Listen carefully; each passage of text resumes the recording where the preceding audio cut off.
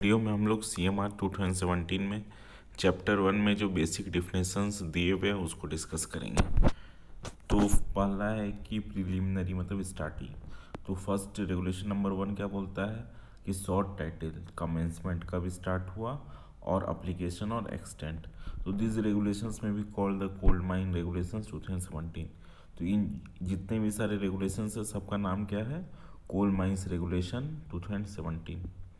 ये कब से स्टार्ट हुआ, ये एक इम्पॉर्टेंट क्वेश्चन है। ठीक है, कि ये रेगुलेशंस किस डेट से लागू हुआ, तो वो डेट है 27 नवंबर 2017 से। ये इंपॉर्टेंट ऑब्जेक्टिव क्वेश्चन है जिसको याद रखेंगे। ठीक है, कि ये कब लागू हुआ, तो 27 नवंबर 2017 से। और या ये जितना भी रेगुलेशंस होते हैं वो ऑफिशियल गेजेट में छपते हैं। ठीक है, तो ये ministry of labour and employment, ठीक है, नोटिफिकेशन 27 नवंबर 2017 से ये लागू हो गया। ठीक है, ये किस पे अप्लाई होगा, तो भारत में जितने भी कोल माइंस हैं सब पे ये रेगुलेशंस अप्लाई होगा। मेटल माइंस पे ये रेगुलेशन अप्लाई नहीं होगा। ठीक है, इसका एरिया कितना है कि किस स्टेट में ये अप्लाई होगा, कि कितना दूरी में ये अप्लाई होगा, तो ये रेगुलेशंस पूरे इंडिया में अप्लाई होंगे। ठीक है, किसी स्टेट वाइज ये डिफरेंट रेगुलेशंस नहीं है, पूरे इंडिया में ये रेगुलेशंस अप्लाई होंगे। क्यों? क्योंकि ये सेंट्रल गवर्नमेंट के द्वारा बनाया गया है। कौन सी मिनिस्ट्री के द्वारा? तो ministry of labour and employment. Okay, फिर आगे देखते हैं।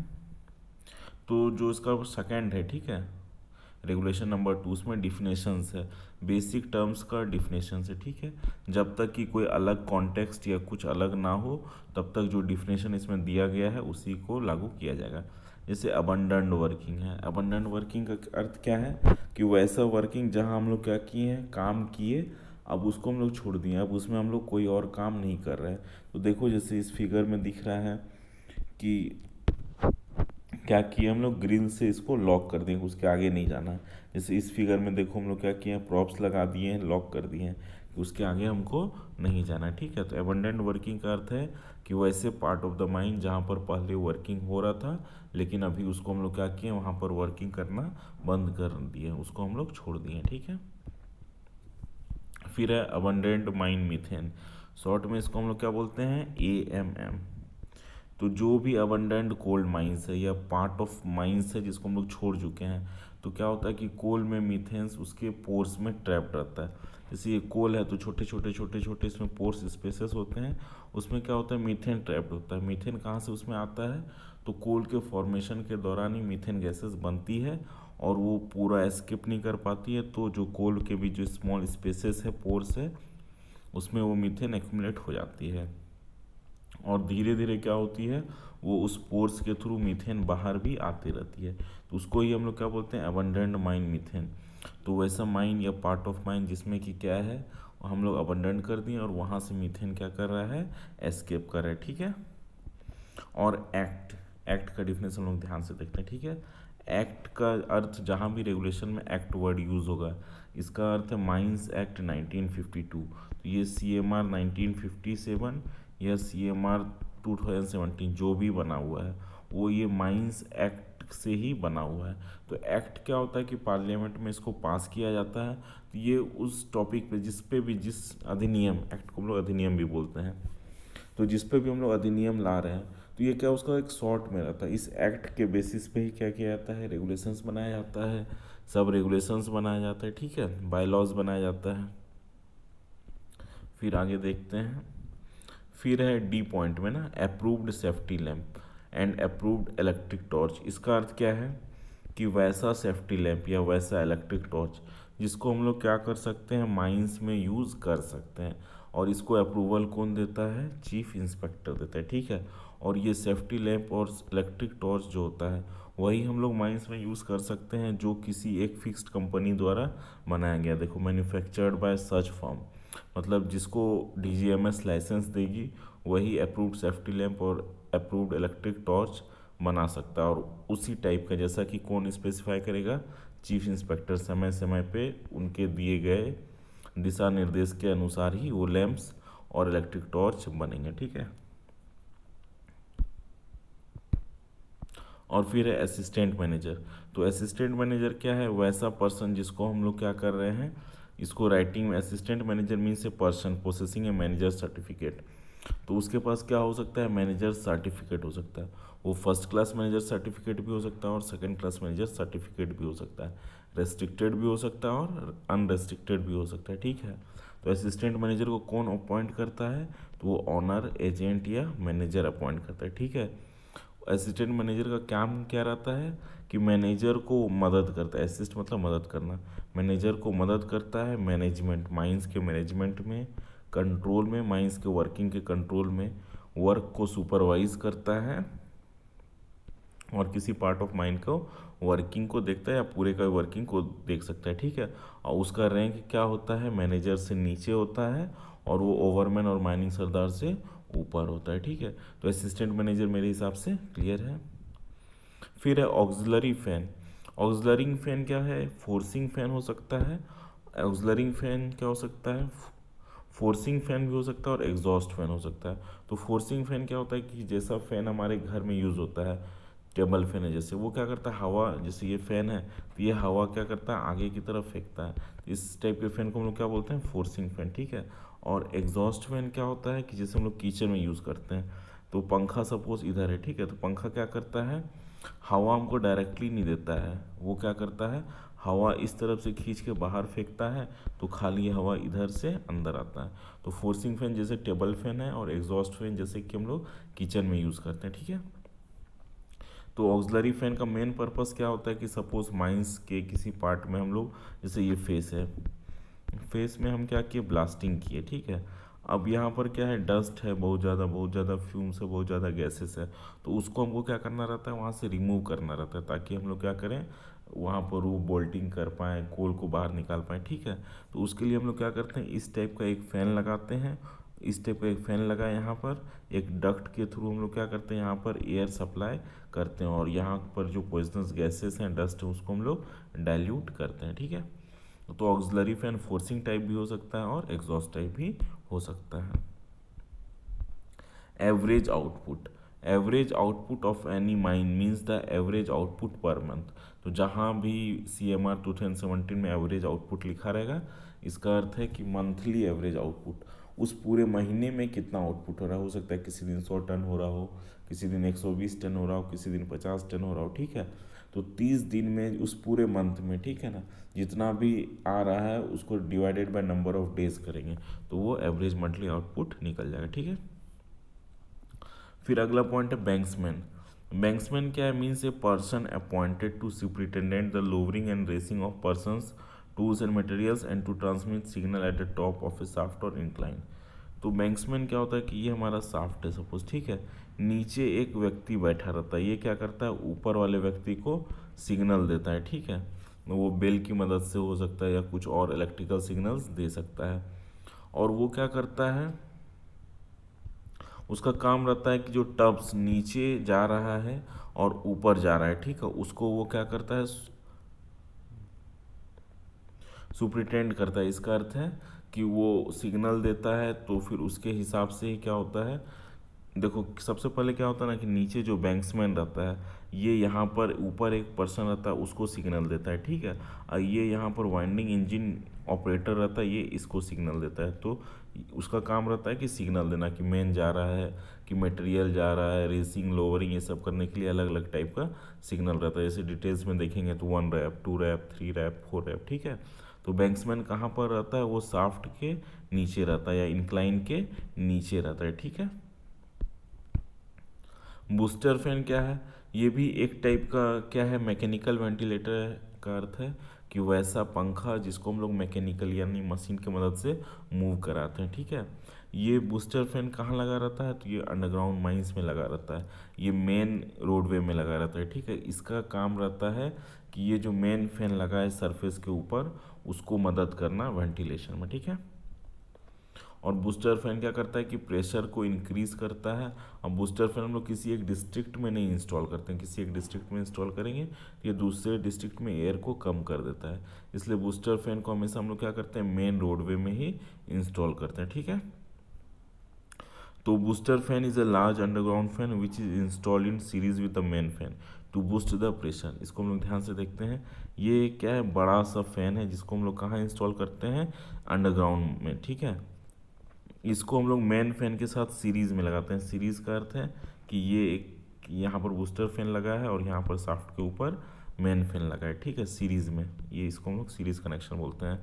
इसका मेन काम क्या रहता है कि ये बूस्टर, सपोज मेन फैन हमारा दे रहा है 1000 पास्कल और बूस्टर फैन दे रहा है 200 पास्कल, तो नेट प्रेशर जो जनरेट होगा वो 1200 पास्कल होगा, ठीक है। प्रेशर इक्वल्स टू होता है RQ²। तो हम लोग प्रेशर अगर बढ़ाएंगे, रेसिस्टेंस ऑफ माइंस कांस्टेंट है, तो क्वांटिटी ऑफ एयर, क्यू क्या है, quantity of air circulated through the mine, वो बढ़ जाएगा अगर प्रेशर बढ़ेगा। तो अगर हम लोग चाह रहे हैं कि किसी माइंस में और ज़्यादा एयर को सर्कुलेट करें, तो मेन फैन को बदलना संभव नहीं है। तो हम लोग क्या कर सकते हैं, एक बूस्टर फैन या 2 बूस्टर फैन को सीरीज़ में मेन फैन के साथ इंस्टॉल करते हैं। बूस्टर फैन को हम लोग कहाँ इंस्टॉल करते हैं, तो अंडरग्राउंड माइंस में इंस्टॉल करते हैं, ठीक है। पर्पस क्या है इसका, for improving the working environment in case of deep and hot mines. तो डीप मतलब गहरा माइंस है, ज़्यादा गर्म माइंस है, तो वहाँ क्या हो रहा है कि मेन फैन सफिशियंट नहीं है, तो उस केस में हम लोग बूस्टर फैन को इंस्टॉल कर सकते हैं। वो क्या करेगा, quantity of air circulated through the mine वो बढ़ा देगा, ठीक है। डिसएडवांटेजेस क्या है कि मान लो किसी एक डिस्ट्रिक्ट में अगर हम लोग बूस्टर फैन को इंस्टॉल करेंगे, तो वो दूसरे डिस्ट्रिक्ट में एयर सर्कुलेशन को कम करता है, ठीक है। फिर आगे देखते हैं कोल।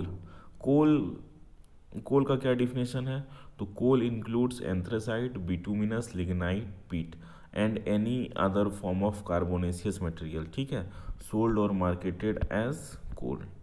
तो कोल का अगर हम लोग बेसिक डिफिनेशन देखेंगे तो क्या है, कोल में क्या क्या इंक्लूड होगा, तो एंथ्रेसाइट, बिटुमिनस, लिग्नाइट, पीट, ठीक है, या कोई अदर कार्बोनेशियस मटेरियल है कि वैसा मटेरियल जो कार्बन का बना हो, इसमें कार्बन कंटेंट ज़्यादा हो, जिसको हम लोग बेचते हैं या मार्केटिंग करते हैं कोल के नाम से। तो ये फिगर है, एंथ्रेसाइट है, बिटुमिनस है, लिग्नाइट है, पीट है।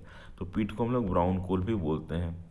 सबसे ज़्यादा कार्बन कंटेंट एंथ्रेसाइट में रहता है, सबसे कम कार्बन कंटेंट पीट में होता है। सबसे नया कोल पीट होता है, सबसे पुराना कोल एंथ्रेसाइट होता है, ठीक है। Coal mine methane means a natural gas recovered from a coal mine और पार्ट देयर ऑफ। इसका अर्थ क्या है कि कोई भी कोल माइंस है, कोल्स में क्या होता है, मीथेन ट्रैप्ड रहता है, तो उससे जो मीथेन निकलता है उसको हम लोग कोल माइन मीथेन बोलते हैं। तो वो मीथेन पूरे माइन से भी निकल सकता है या फिर माइंस के किसी पार्ट से, ठीक है। कमिटी क्या है, तो कमिटी का डिफिनेशन जो है माइंस एक्ट 1952 के सेक्शन 12 में दिया गया है, ठीक है। कॉम्पिटेंट पर्सन, कॉम्पिटेंट पर्सन क्या है, वैसा person, competent person in relation to any work. तो हम लोग कॉम्पिटेंट पर्सन वर्क वाइज होता है कि ये पर्सन है कॉम्पिटेंट HMM को चलाने के लिए, ये पर्सन कॉम्पिटेंट है ड्रिल मशीन को चलाने के लिए, ये पर्सन कॉम्पिटेंट है इलेक्ट्रिकल मशीन्स को चलाने के लिए, ठीक है। तो कॉम्पिटेंट पर्सन क्या होता है, in relation to any work और एनी मशीनरी, मतलब या कोई काम के लिए वो कॉम्पिटेंट है या किसी मशीनरी को या प्लांट को या इक्विपमेंट को ऑपरेट करने के लिए वो कॉम्पिटेंट है, मतलब वो उसको अच्छे से ऑपरेट करना वो जानता है। तो कॉम्पिटेंट पर्सन के लिए मिनिमम एज कितना होना चाहिए, 20 ईयर्स। ये बहुत इंपॉर्टेंट है, इसको हम लोग याद रखेंगे। तो कॉम्पिटेंट पर्सन को अपॉइंट करने के लिए मिनिमम एज कितना होना चाहिए उस पर्सन का, 20 ईयर्स होना चाहिए, ठीक है। उसको कौन अपॉइंट करता है, वो राइटिंग में मतलब लिखित में उसको अपॉइंट किया जाता है, किसके द्वारा, मैनेजर के द्वारा। ये भी इंपॉर्टेंट है कि कॉम्पिटेंट पर्सन का मिनिमम एज कितना है, 20 ईयर्स है, उसको अपॉइंट कौन करता है, वो मैनेजर करता है, ठीक है। उसका क्या काम रहता है, सुपरवाइज करता है, सुपरवाइज मतलब देख रेख करना, या फिर कोई काम को वो परफॉर्म करता है, कोई काम वो खुद करता है, ठीक है, या फिर किसी ऑपरेशन ऑफ मशीनरी, किसी मशीनरी को सुपरवाइज करता है, प्लांट को या इक्विपमेंट को सुपरवाइज करता है, ठीक है। और उसको जो ड्यूटी मैनेजर के द्वारा असाइन किया गया है वो उसके प्रति जिम्मेदार है, ठीक है। और एक शॉर्ट फायरर को भी हम लोग क्या करते हैं, कॉम्पिटेंट पर्सन में ही काउंट करते हैं। फिर एक कॉन्ट्रैक्टर, तो कॉन्ट्रैक्टर का बेसिक डिफिनेशन क्या है, ठेकेदार, ठीक है। तो कोई पर्सन है या कोई कंपनी है जो माइंस में कोई काम करने का कॉन्ट्रैक्ट लेता है, ठीक है, उसको हम लोग क्या करते हैं, जैसे कुछ मटेरियल सप्लाई करना है, तो कोई पर्सन या कोई कंपनी उस चीज़ का टेंडर लेता है, तो उसको हम लोग कॉन्ट्रैक्टर बोलते हैं, ठीक है। अगला पॉइंट है deep whole drilling and blasting. तो ये वर्ड डीप होल ड्रिलिंग हम लोग ओपन कास्ट माइंस में यूज़ करते हैं, अंडरग्राउंड में इसको यूज़ नहीं करते, ठीक है। तो डीप होल किसको बोलते हैं? वैसा होल जिसको 3 मीटर से ज़्यादा हम लोग क्या किए हैं, ड्रिल किए हैं। इसका डेप्थ कितना है? 3 मीटर से ज़्यादा है, उसको हम लोग क्या बोलते हैं? डीप होल्स बोलते हैं। तो डीप होल का क्या डिफिनेशन है? वैसा होल जिसका डेप्थ कितना है? 3 मीटर से ज़्यादा है, ठीक है। और हम लोग डीप होल क्यों बनाते हैं? ब्लास्टिंग के लिए बनाते हैं। कहाँ बनाते हैं? ओपन कास्ट माइनिंग में बनाते हैं। नेक्स्ट पोर्शन है डिज़ाइनर। तो डिज़ाइनर क्या है? डिज़ाइनर मीन्स एन इंडिविजुअल, कोई पर्सन है, एसोसिएशन ऑफ इंडिविजुअल्स, यानी कुछ लोगों का ग्रुप है, उस ग्रुप में 2, 4, 5, 6 हो सकते हैं, या फिर कोई कंपनी है, या फिर कोई इंस्टीट्यूशन है, जैसे कोई कॉलेज है, वो भी हो सकता है डिज़ाइनर, ठीक है। Who designs a coal mining system, coal mining कैसे करेंगे, माइंस कितना बड़ा होगा, कहाँ शाफ्ट लगाएंगे, कहाँ इंक्लाइन लगाएंगे, ठीक है। तो माइंस के पूरे प्लान को वो बनाता है, और कौन सा मेथड अप्लाई करेंगे, बोर्ड एंड पिलर करेंगे, लॉन्ग वॉल करेंगे, बोर्ड एंड पिलर करेंगे तो गैलरी विथ कितना रखेंगे, पिलर विथ कितना रखेंगे, सारा डिटेल्स को जो डिज़ाइन करता है उसको हम लोग क्या बोलते हैं? डिज़ाइनर बोलते हैं, ठीक है। और फिर जो मशीनरी यूज़ हो रहा है, जो प्लांट है, इक्विपमेंट है, वो सबको डिज़ाइन करने वाले को हम लोग क्या बोलते हैं? Designer. Discontinued working, discontinued working का अर्थ होता है कि हम लोग उस एरिया में काम कर रहे थे, या उस पार्ट ऑफ माइंस में काम कर रहे थे, अभी हम लोग क्या किए, वहाँ पर काम करना बंद कर दिए, ठीक है, किसी रीज़न से। एंड आर इनएसेसिबल और rendered inaccessible but are likely to be worked again. तो अबंडन्ड और डिसकंटिन्यूड दोनों में अंतर है। अबंडन्ड का अर्थ है कि उसको हम लोग छोड़ दिया, भविष्य में कभी वहाँ पर काम नहीं करेंगे। यहाँ डिसकंटिन्यूड वर्किंग में क्या है कि मान लो वहाँ पानी भर गया, पानी भर गया, तभी पंपिंग जब तक नहीं होगा तब तक हम क्या करेंगे, वहाँ पर काम करना बंद कर देंगे। लेकिन भविष्य में कभी हम लोग उस प्रॉब्लम को, जो इसके कारण वहाँ पर हम लोग वर्किंग डिसकंटिन्यू किए हैं, उसको हम लोग सॉर्ट आउट कर लेंगे, तो फिर से हम लोग वर्किंग वहाँ स्टार्ट कर सकते हैं, ठीक है। तो ये अंतर है। डिस्ट्रिक्ट मजिस्ट्रेट, डिस्ट्रिक्ट मजिस्ट्रेट क्या है? तो जैसा हम लोग सब कोई जानते हैं कि कहीं पर कलेक्टर होता है, वो डिस्ट्रिक्ट मजिस्ट्रेट के रोल में रहता है, ठीक है। तो district magistrate in relation to any mine, मतलब कि उस माइंस के लिए कौन डिस्ट्रिक्ट मजिस्ट्रेट है, ठीक है। मीन्स द डिस्ट्रिक्ट मजिस्ट्रेट और द डिप्यूटी कमिश्नर, बहुत जगह डिप्यूटी कमिश्नर रहता है डिस्ट्रिक्ट मजिस्ट्रेट, बहुत जगह क्या होता है, जिले का कलेक्टर डिस्ट्रिक्ट मजिस्ट्रेट रहता है, ठीक है। उसके पास क्या रहता है? Executive powers of maintaining law and order, तो लॉ एंड ऑर्डर मेंटेन करने का उसके पास पावर होता है, ठीक है। In the revenue district, revenue district क्या है? कलेक्टर इसलिए हम लोग बोलते हैं क्योंकि वो क्या है कि उस डिपार्टमेंट का हेड है, सारा रेवेन्यू वेन्यू उसके अंदर ही आता है, ठीक है। और अगर कोई पाम माइंस है, ठीक है, वो किसी एक डिस्ट्रिक्ट में आता है और थोड़ा पार्ट उसका दूसरे डिस्ट्रिक्ट में आता है, तो वैसे केस में कौन डिस्ट्रिक्ट मजिस्ट्रेट होगा? जैसे कोई माइंस से किसी ज़िले में आ रहा है, तो उस ज़िले का जो डीएम डिस्ट्रिक्ट मजिस्ट्रेट होगा, वो क्या होगा? उस माइंस के लिए डीएम होगा। लेकिन यदि कोई माइंस 2 ज़िले में है, एक ज़िले में आता है, दूसरा पार्ट उसका दूसरे ज़िले में है, तो उस केस में कौन उस माइंस का डीएम होगा?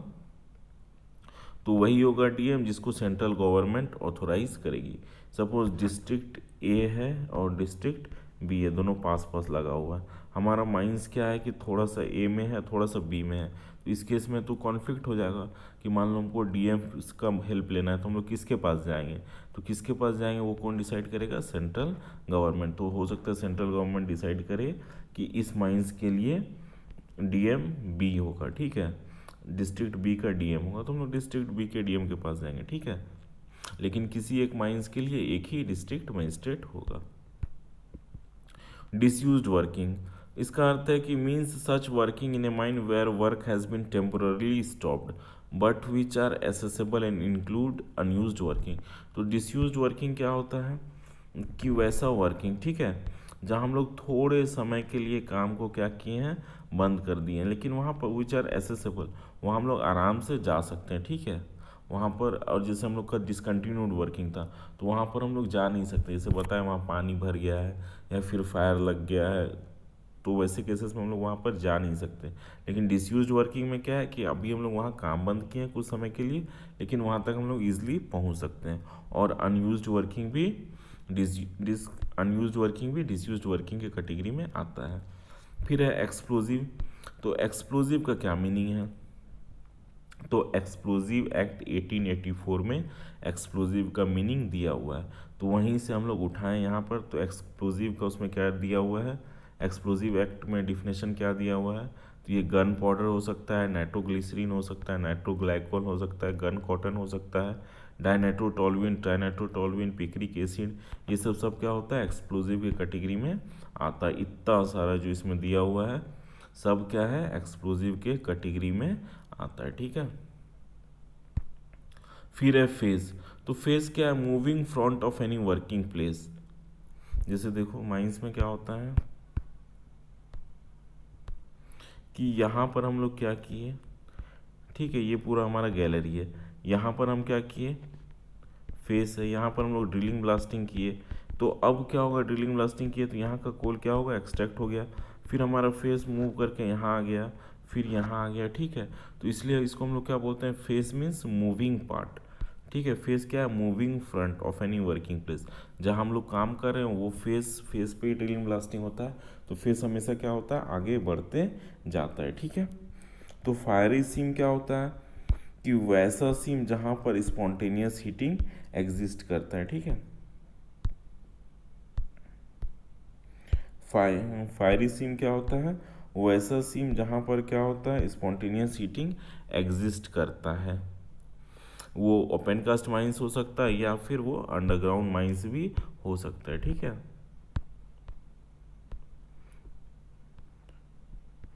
तो फायरी सीम में क्या हो सकता है, चाहे तो वहाँ फायर लगा हो या स्पॉन्टेनियस हीटिंग हो रहा हो, वो ओपन कास्ट पार्ट भी हो सकता है या अंडरग्राउंड भी हो सकता है, ठीक है। फाइनेंशियल ईयर क्या होता है, वो एक ईयर होता है जो स्टार्ट होता है 1 अप्रैल से 31 मार्च तक, ठीक है। एक साल 12 महीने का, लेकिन साल का स्टार्टिंग कब है, 1 अप्रैल से, और साल का एंडिंग कब है, जैसे कि इस साल फाइनेंशियल ईयर है 2021-22, तो 1 अप्रैल 2021 से लेकर के 31 मार्च 2022 तक, ये क्या हो गया हमारा एक फाइनेंशियल ईयर। तो फाइनेंशियल ईयर कितने दिनों का होता है, 12 मंथ का होता है। वो स्टार्ट कब होता है, 1 अप्रैल ऑफ दैट ईयर, और एंड कब होता है, 31 मार्च ऑफ अनदर ईयर, ठीक है। फिर है फ्लेम प्रूफ इंक्लूजन।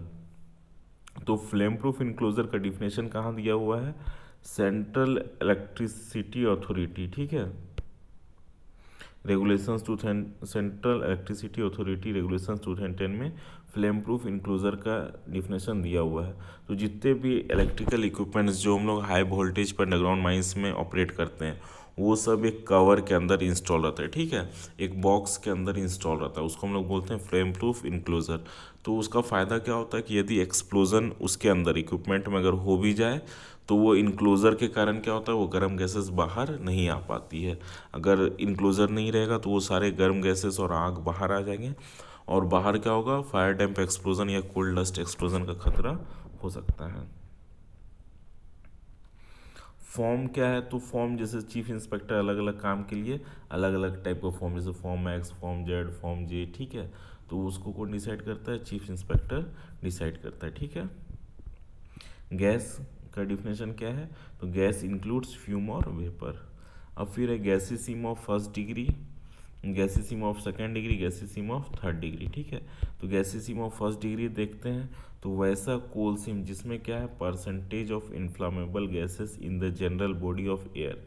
तो जनरल बॉडी ऑफ एयर क्या है कि हवा का सामान्य वातावरण में इन्फ्लामेबल गैसेस का परसेंटेज कितना है, 0.1% से ज़्यादा नहीं है, यानी कि 0.1% से कम है, ठीक है। और रेट ऑफ मीथेन एमिशन, ये क्या है कि यदि हम लोग 1 टन कोल को माइन करेंगे तो मीथेन एमिशन कितना होगा, 1 क्यूबिक मीटर से कम होगा। तो ऐसे कोल सीम को हम लोग क्या बोलते हैं, गैसी सीम ऑफ फर्स्ट डिग्री। तो फिर से एक बार देखते हैं कि इन्फ्लामेबल गैसेस मतलब ज्वलनशील गैसेस, जैसे methane, ethane, propane, butane, hydrogen, ये सब मिला के क्या है कि जनरल बॉडी ऑफ एयर में 0.1% से कम है, ठीक है। दूसरा इसका डिफिनेशन है कि रेट ऑफ मीथेन एमिशन पर टन ऑफ कोल, यानी हम लोग 1 टन कोल को माइन कर रहे हैं, निकाल रहे हैं, तो मीथेन का एमिशन कितना से कम रहेगा, वो 1 मीटर क्यूब से कम रहेगा, ठीक है। तो ये क्या है, गैसीसीम ऑफ फर्स्ट डिग्री। फिर है गैसीसीम ऑफ सेकेंड डिग्री। तो इसमें फिर वही हो जाएगा कि percentage of inflammable gas in the general body of air, वो कितना होगा, 0.1% से ज़्यादा होगा inflammable gases general body of air में, ठीक है। और मीथेन एमिशन में देखेंगे तो 1 से 10 मीटर क्यूब मीथेन पर टन ऑफ कोल माइन, ठीक है। यानी 1 टन अगर हम लोग कोयला निकाल रहे हैं तो मीथेन कितना निकल रहा है, वो 1 मीटर क्यूब से 10 मीटर क्यूब के बीच, ठीक है। और हम लोग जो भी ओपन कास्ट माइंस में रहते हैं सीम, उसको हम लोग gases seam of first degree, second degree, third degree नहीं बोलते। क्यों?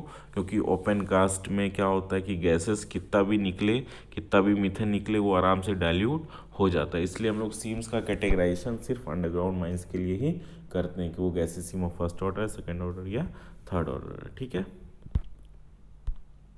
फिर है gases seam of third degree. तो इसमें क्या है, inflammable gases in general body of air ऐसा कुछ यूज़ करते नहीं है। इसमें सिर्फ हम लोग रेट ऑफ मीथेन एमिशन के हिसाब से इसको डिसाइड करते हैं। तो यदि 1 टन ऑफ कोल हम लोग माइन कर रहे हैं, कोल अगर हम लोग कितना माइन कर रहे हैं, 1 टन,